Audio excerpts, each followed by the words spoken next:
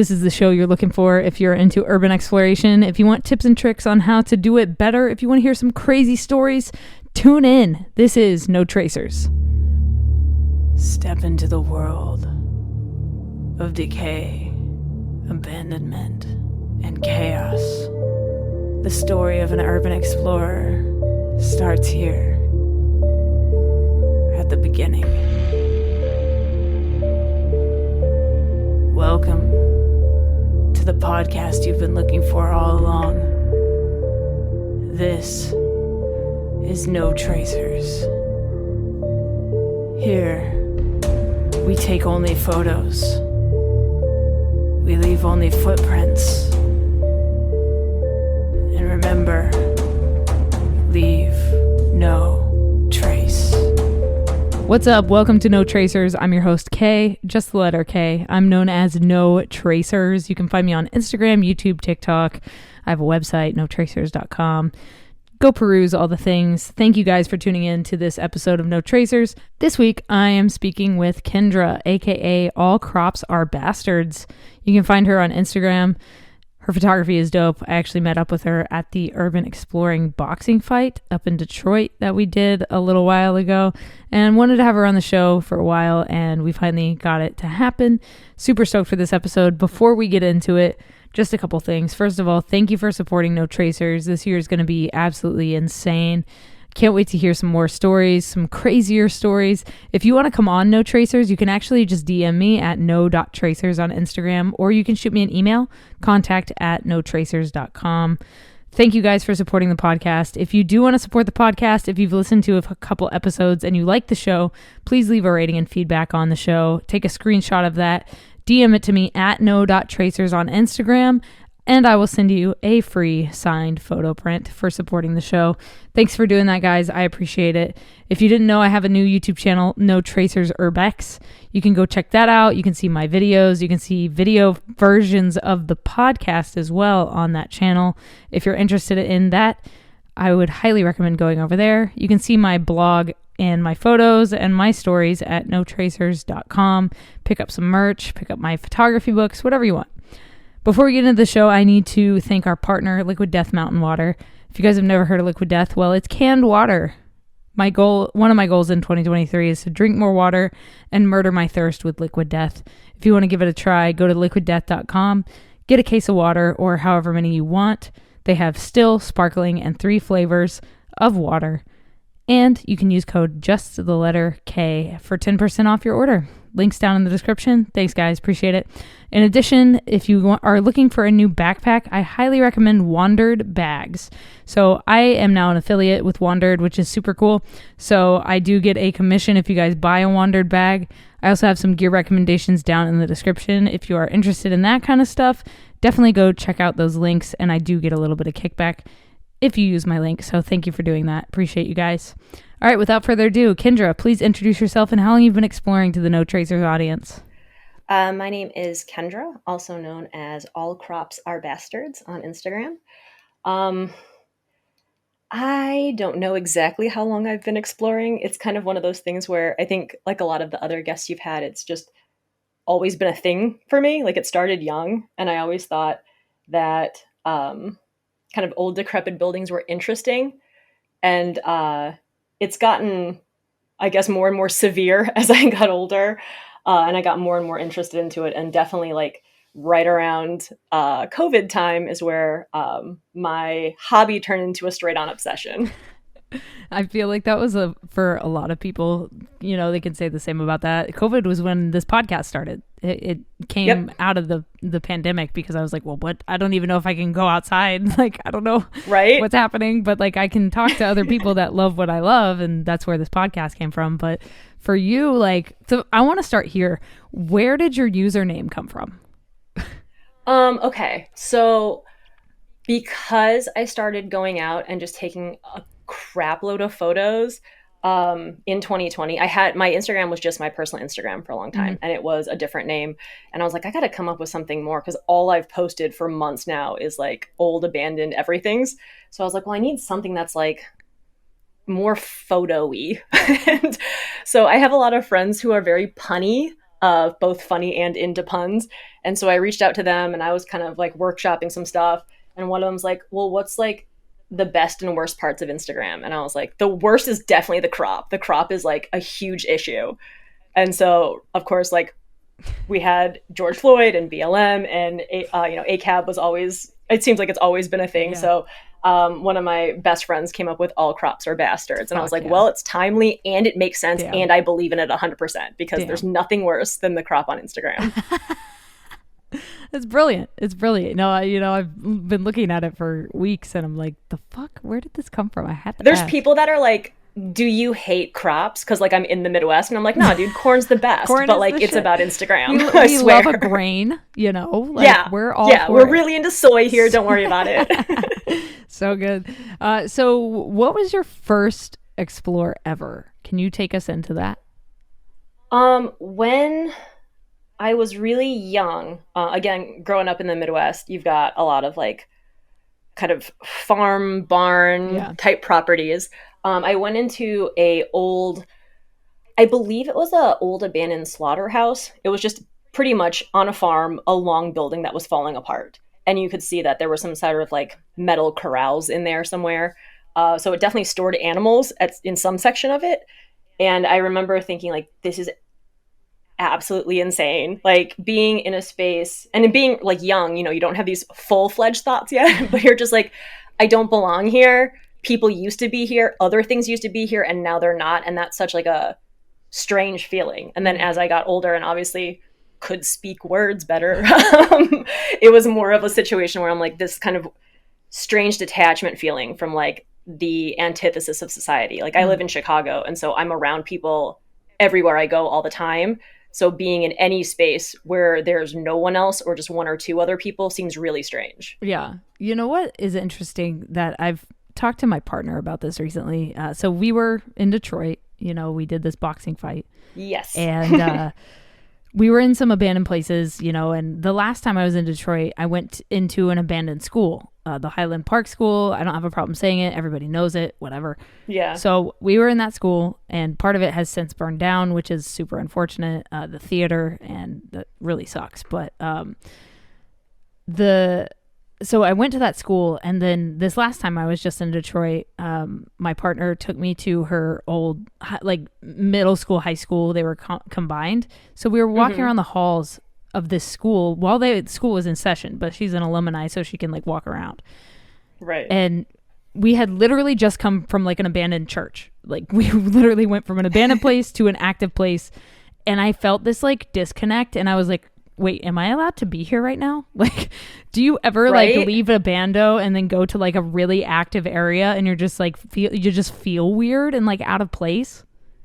Totally. Like, especially, I mean, we were in Detroit together for the boxing thing. Like, after boxing, we went and grabbed food and we're a giant table in a restaurant full of people. And it's like the most weirdly off-putting, like need to recalibrate and adjusting kind of moment where you were there, again, we were with a pretty big group for exploring, but all of a sudden we're like plopped down the middle of every table in the restaurant full kind of thing. And it's really almost like it's like instantaneously confusing where you kind of have to reset your brain and be like, no, you can be here and these people are supposed to be here too. And you're allowed to be here and everything's fine. You're good. It's such a weird thing to like have to it's almost like, so I grew up overseas, and when I came back to America, I had like reverse culture shock. It's kind of like that, you like almost have a culture shock when you go back into society after you're in a bando. It's just fascinating. Totally. I feel like people won't understand unless they do what we do. For sure. And like it also is louder, like in surround sound. Whereas like when you're somewhere really quiet, it's almost like your ears, because also you're not supposed to be there. Right. Your ears kind of get like tuned to every single creak and old building sound and possible crunchy footstep or anything. And when you're someplace like a restaurant, it's like almost, like a wash over you, like a tidal wave of sound where you're just like, you hear everything all the time until your body like readjusts to being around people.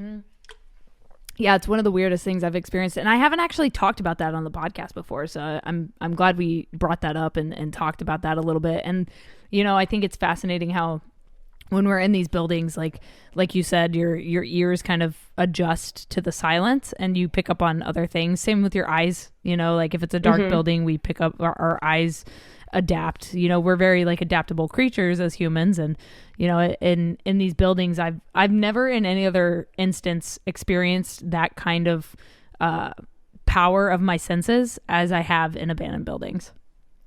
I think the only thing that like would come close to it to me would be like camping somewhere, sure. like not in a campground, but like out in the woods, like, you know, one or two other people with you, like in a tent, or you're, you know, a couple tents or whatever, where it's just like really dark and it's like light of the moon kind of shit.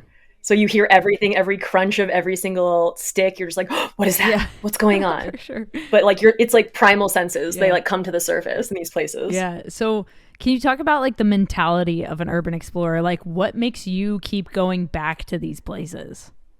Oh God, I'm so obsessed.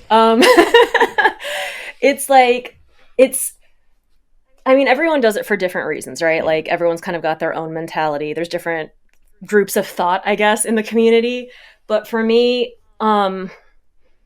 it's exhilarating. I mean, it's almost like being addicted to drugs or, you know, anything where you have like this bucket list item and you're so obsessed with it and you're like, you figure it out.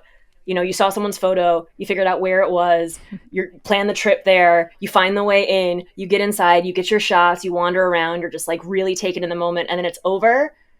And it's like really cool, but also like, what's the next big thing? So it's kind of like this thing that rolls over consistently where like, I'm always like fulfilled by the explore, but there's always some other bucket list item. And because there's always so many more places and the world is so full of these places, and every, you know, city and state and country has kind of a different tone to their abandoned buildings. It's just like, how could you stop? Yeah. It's kind of like the Pokemon mentality. Like, I have to catch them all. I know I'm not going to, but God, do I want to. Yeah, no, for sure. You got to explore them all. You know, it's a real, I'm going to make a theme song. Oh my God. Perfect. Oh my God. Done. The urban exploring theme song, but it's like the Pokemon theme song, but for, oh my God, it's happening. I love it. Okay. Do you have a certain type of building you prefer to explore, like churches or asylums? Do you have like a preference? It's not quite a building, but I found and I haven't done a ton of them, but I find that I have a weird proclivity to amusement parks. It's like a movie. I mean, it just feels like, I mean, each one of these places has their own kind of bizarre feel to them. You know, not all churches feel the same, but you kind of get like a church vibe or like a you know, abandoned mall vibe, which is my second favorite. But amusement parks are just kind of out of this world, because I think to be built as something that people are to populate and to enjoy, they already have to be kind of, you know, bizarre and entertaining and strange in their creation. And so to see these like giant, you know, buildings and huge roller coasters and just rides and crazy colors that they use, with no one around anymore, is just even more like, it just like throws me off completely. And I don't know. I think the same thing probably with malls too, right? Like there's something where, you know, there'd be thousands of people in the holiday season and you're the only person in that entire facility is just like mind boggling. Yeah. It's crazy, you know? And even like, you know, I'll go as far as say like dead malls, like are also super wacky, you know, because like they're almost abandoned, but they're not quite, they just haven't quite crossed over into that side of it yet. And they still usually have some sort of power and like a terrible buzzing fluorescent light, which, you know, really sets the vibe on that. And like the Macy's is like hanging on for dear life. You know, they're just trying to keep it going, but or like a fucking Dillard's, you know, who goes to Dillard's anymore?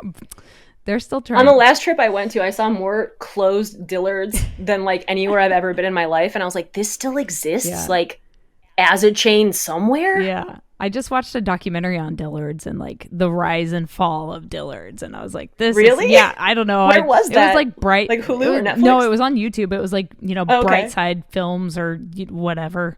I'll see if I can find the link and send it to you. But it was fascinating. It was like about the guy that made Dillard's and like all that stuff. And like how it, you know, started out as like a one store in one small town, and then he like put it in a bunch of balls and then it blew up. So it was pretty fascinating. Oh, cool. But for you, when did photography come into play? When did you start like capturing and documenting these places? So, photography came into play prior to when I said the hobby switch from hobby to obsession around COVID time. I have spent years taking photos, like doing band photography. So like going to concerts and shows and doing live action photography. And so I had all the gear already.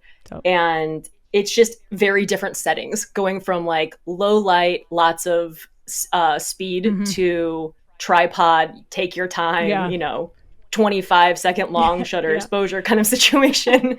But so it kind of was always part of it, but it became, I really kind of honed my skills with it because I was kind of playing around trying to figure out like why all my music settings weren't working for the first like few months. And then I was like, oh, okay. So it took a few months to kind of really figure it out. For sure. But they almost kind of always went hand in hand. I just got better at it as time went by. Yeah, I feel like, that's the case with anything. I just shot, I work for the band, the Red Jumpsuit Apparatus on tour. And I've been like off the road since the end of November. And so it's been a while since I've shot a show because when I'm not on the road, I don't want to like photograph shows at home. I just want to go to a show and like enjoy it.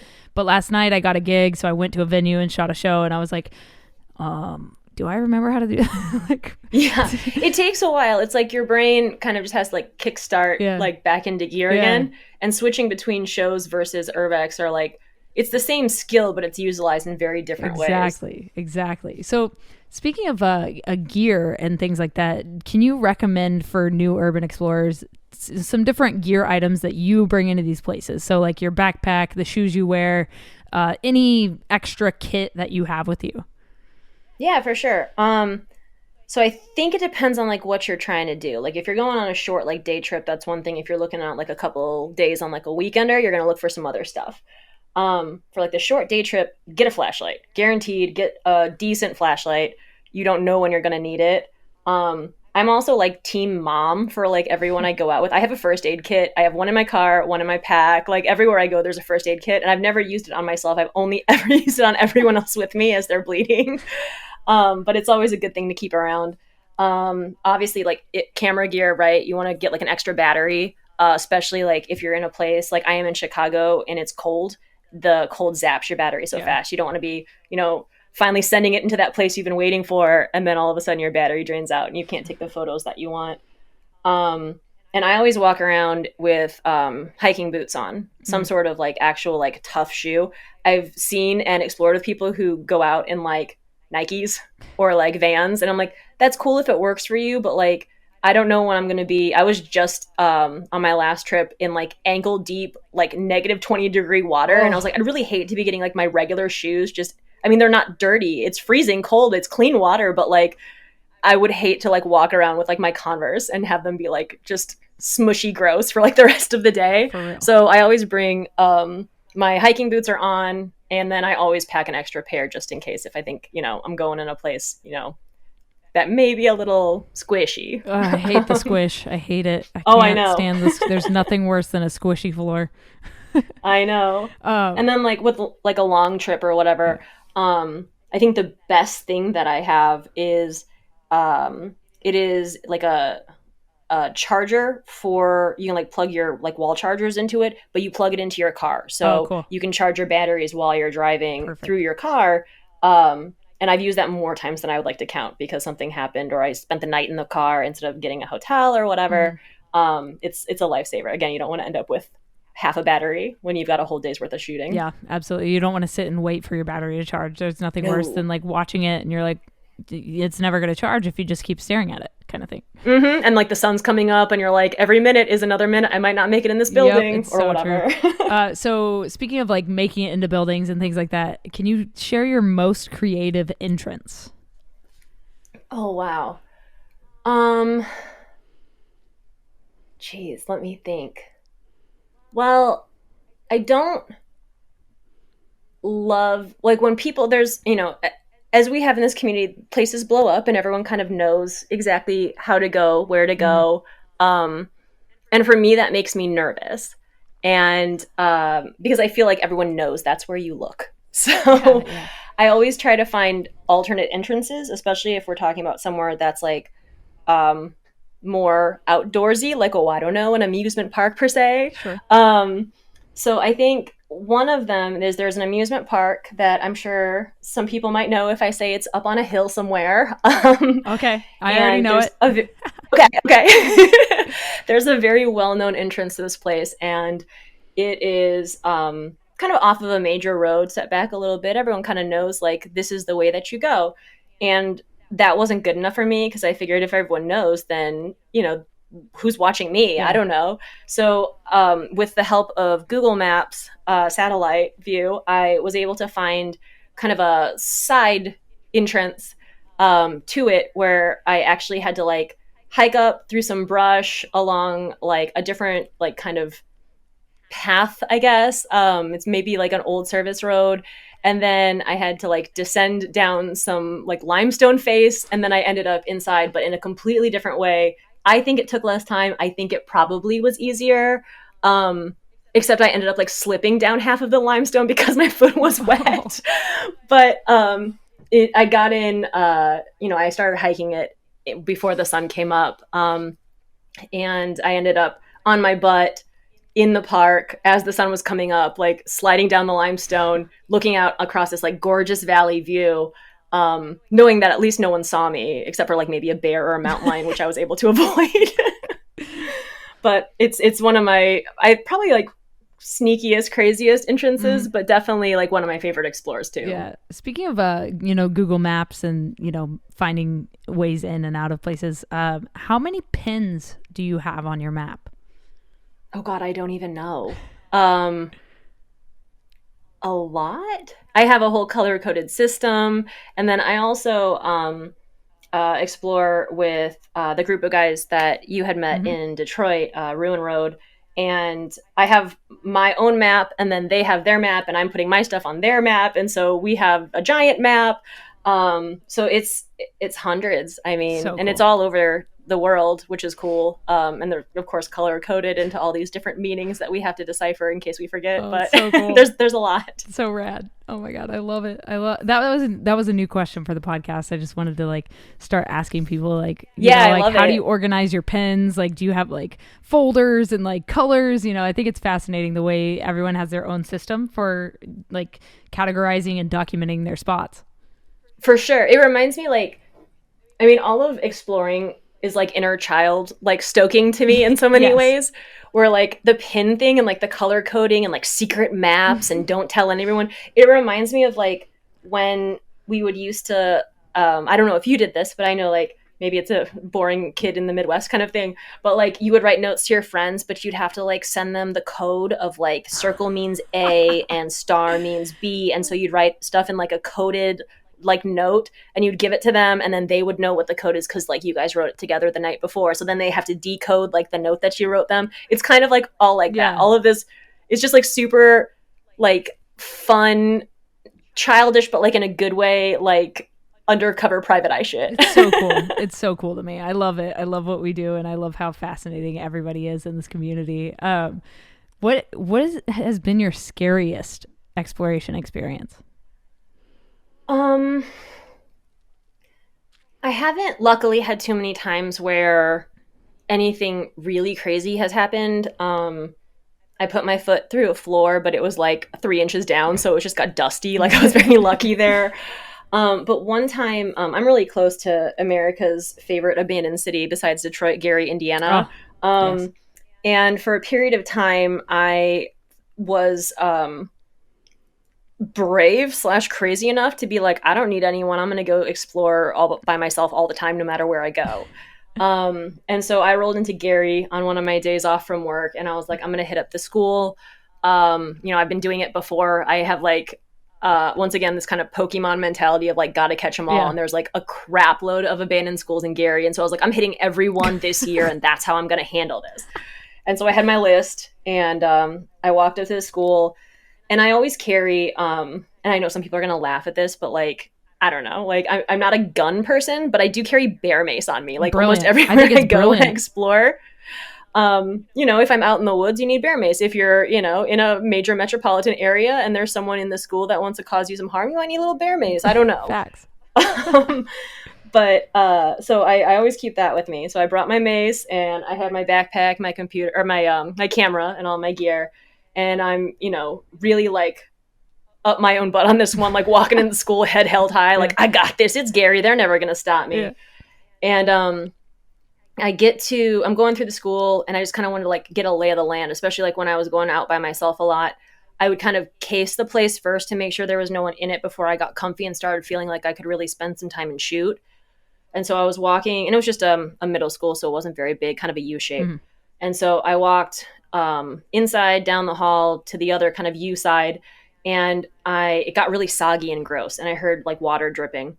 And I went down these stairs right before I got into the gym, and I turned around, and I was like, there's a bathroom right behind me. It's not a big deal. I should just like peep in. It's always good. Like every bathroom you go to in every abandoned school, I feel like almost ever is just a bunch of broken porcelain, some shattered mirrors, and like some tiles falling off. Like everyone always goes after the toilets first. Yeah, they're like, fuck this shit. Bad. When you got like all the Kyles and Chads like angry about something, they go with bats in like towards the toilets, and I don't know why, but okay. It's so true though. And so I was like, that's what it's going to be. So I take my big light in one hand. I got my mace tucked into my pocket, and my camera thing is like on my strap around my neck. I take 2 steps in, and from around the corner, a guy pops his head out and goes, "Hello." Oh my God, no. Yeah. And I stepped backwards, and I was like, "Hello." And then he steps around the corner, and I see he's got at least a foot on me. And fuck. I'm a small little person, relatively. And so I start backing up into the kind of out of the bathroom hallway area and more into the like pre-auditorium area into the before you get to the gym. And he goes, "Well, you're not supposed to be here." And I was like, well, and of course, because I'm just the person that I am and I can't keep my mouth shut, I was like, for all intents and purposes, you're also not supposed to be here. No. You talked back to the crazy man. Yeah. And I saw at that point, I was like, he's probably younger than me. I'm in my mid-30s. He was probably like 26 maybe. Yeah. Tall guy, black sweatshirt, like, seemed relatively nice, but who knows? Yeah. And then of course, in my head, I'm like, you're alone. You're a woman alone. You're a woman alone in an abandoned school. You're a woman alone in an abandoned school in Gary, Indiana. Like, what are you doing with your life right now? And so we end up having a quick conversation, and he says that I'm really lucky because they could be after me. He's not a bad person like the rest of them. And I don't know who them is at this point. I'm not sure if it's kind of... It could be, or it could just be like people who hang out in schools. Yeah. I don't know. And he was like, you need to leave. And I was like, I'm sorry. I didn't want to like mess up your day. I'm sorry. Also, like, that like bathroom was like really wet. Like I was like, does he live there? Because this is not like the best part of the school to be living in. I don't know. And so I just said I was sorry, and I was like, all right, I'll head out, not a problem.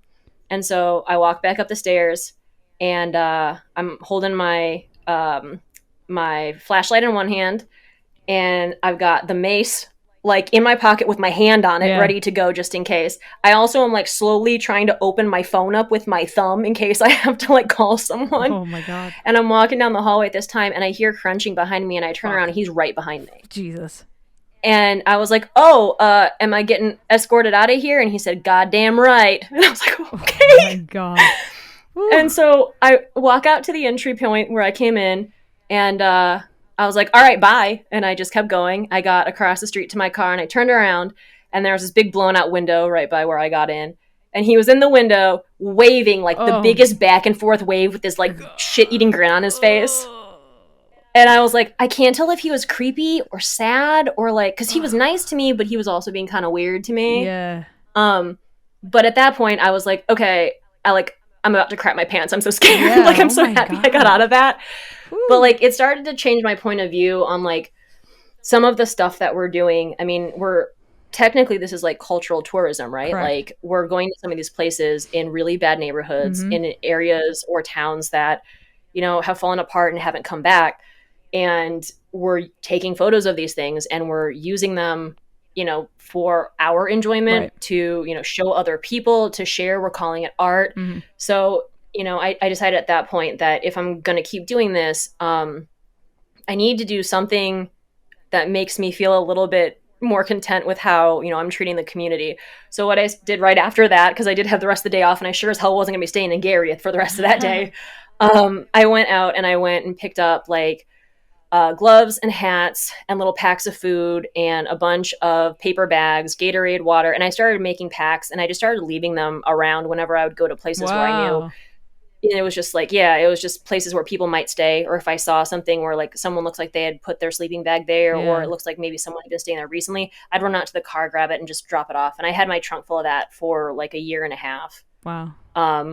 I should probably do that again. It was probably a lot nicer that I kept doing That's that. fucking cool, man. That's such a cool idea, actually. Like, there's so many people that squat in these places because it's safer than living on the streets. And, I've run into my fair share of, people that live in these places or are staying in there for shelter. And, they're often very nice. I mean, occasionally we'll run into somebody like the creepy dude you ran into, but I've been asked before, like, do you guys need a room for the night? Like, do you need a place to stay tonight? And or obviously we're like, no, we're good, we're just taking photos. But like, people are usually very kind in these places, so I think that's a really cool thing to do, and I think you should do that again. And I think I'm gonna start doing something similar. I think that's a great idea. Yeah. And like when you're dealing with somewhere like Gary, Indiana, because I thought about it, and one of my friends who would go out with me, a non-explorer kind of explorer, where he'd like to go out with me, but only to certain areas.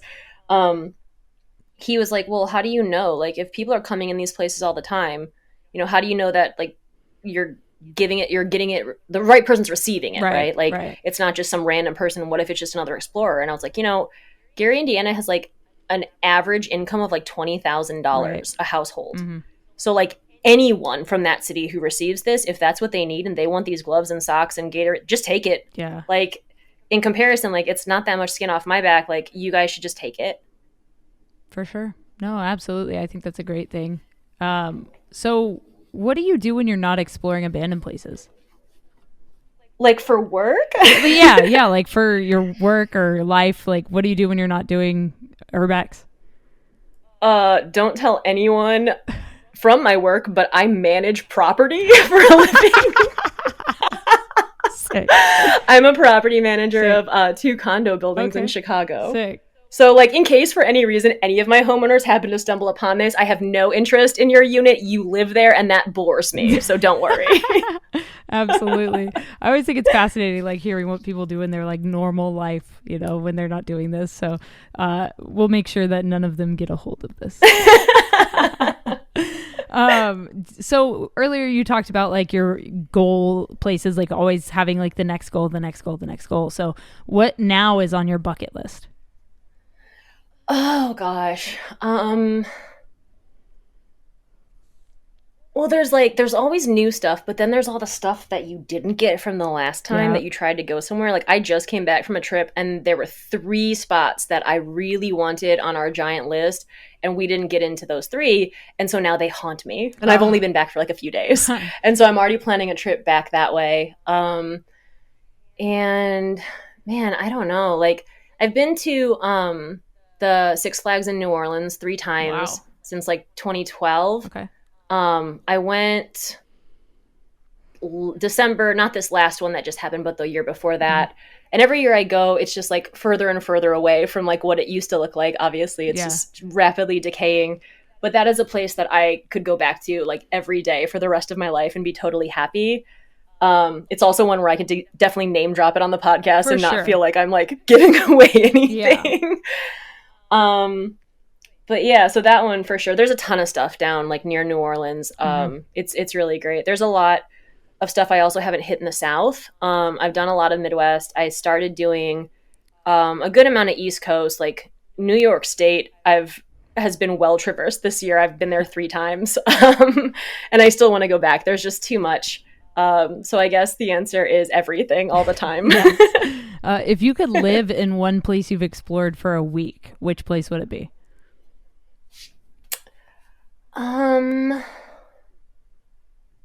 Let's see. I mean, like, habitat wise, I don't know. All of them are pretty sketch. There's some abandoned like times capsule houses would probably be like the safest I've ever been in. But if it was just like pure enjoyment, um, probably, there's a couple asylums out east that are just really cool, and there's always like they're giant campuses, Yeah. and I've explored them, in one whole day. It took me to 10 buildings or whatever, and I know that I'm power walking through the floors, and sometimes there's nothing in the property or in the buildings. Sometimes there's a ton of stuff. I love looking at old records, and unfortunately slash fortunately, a lot of these places just have rooms full of records. Right. So anytime it would be like a jail or an old asylum, I mean, you just end up finding the room where there's the old mugshots, or the intense like psychological evaluation sheets, all of that stuff. Anything that would have that is like where I could easily spend at least a week, if not more, just reading and like digesting all of the information about the patients. Yeah, it's so wild, like so my mom's side of the family is we have like Native American roots, and we've been trying to like trace back our lineage for like 100 years or whatever, to just see like where we came from and like who's a part of our family and all this stuff. And so somewhere back in the family, one of my relatives married into the Native American tribe, and then that kind of started our lineage within the tribe. But those documents of their marriage were burned in a court fire, like a courthouse fire. So it's like we lose those records. And I feel like this is a similar thing. Like the people that were patients at these places or prisoners in these jails or whatever, their records are effectively gone because they weren't taken whenever these buildings were abandoned. So it's like they can't trace back their history. So it's like I kind of feel for those people in a way. But it is one of those fascinating things about urban exploring, is that the documents are left behind. And I've always been fascinated by that. Totally. It's like a pro and con, right? Yeah. Like what you're saying, for them, the documents still exist, but they don't have them in their family anymore. Right. But also from like the opposite side, there's social security numbers on there. Yep. There's actual photos of people. And some of these places, if they're more recently abandoned and they were, if it was a jail and they were incarcerated in like 2015, they're likely alive 7 or 8 years later. So I have your social security number. For like sure. That doesn't, so whenever now like someone, like Visa or whatever is like, what is your social? And I was like, yeah, right. I'm not doing that. Yeah, you're like, not happening. Not happening. When your headquarters goes abandoned next year, someone's going to find my social security number. Right? Yeah, no, for real. What do you hope for the future of urban exploring? Man, this is going to be like a hot take for like half the community. Sure. But like less of this instant spot sharing, like less live feed, less I was just here, now it's on my Instagram. I'm definitely from like the other side of the Bill community, where I think that, it's not our job to take care of these places, but if we're enjoying them, we want to be able to continue to enjoy them and let other people have experiences in these places. And if we are basically selling them for likes on a social media platform, and something happens, like a ton of graffiti or someone lights it on fire, all of a sudden it's really changed the narrative of how people experience that building.